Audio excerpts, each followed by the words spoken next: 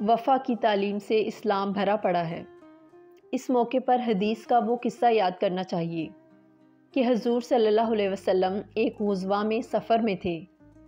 ایک جگہ پانی نہ ملا تو آپ صلی اللہ علیہ وسلم نے ارشاد فرمایا کہ فلاں راستے پر جاؤ، ایک لونڈی اونٹ پر پانی کی مشکیں لے جاتی ملے گی، اس کو مشکوں سمیت لے آؤ۔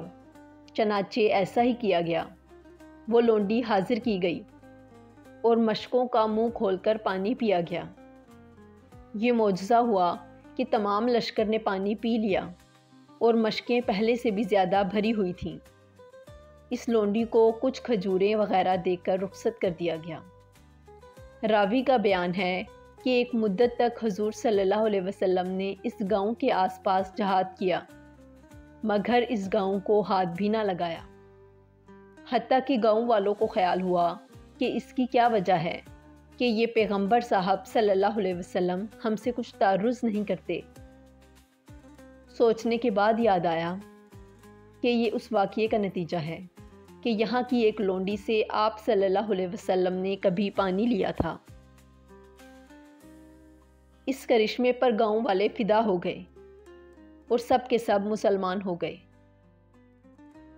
احسان فراموشی وہ چیز ہے جس کا حدیث میں ذکر ہوا ہے، یعنی جو انسانوں کا شکر نہ کرے اس نے اللہ تعالیٰ کا شکر بھی نہ کیا، اور جس نے اللہ تعالیٰ کا شکر نہ کیا اس کے لیے قرآن پاک کی ایک آیت ہے جس کا ترجمہ یہ ہے: اگر تم کفر کرو گے تو اللہ تعالیٰ کو تمہاری احتیاج نہیں، اور اللہ تعالیٰ پسند نہیں کرتا کفر کو، اور اگر شکر کرو تو اس کو پسند کرتا ہے۔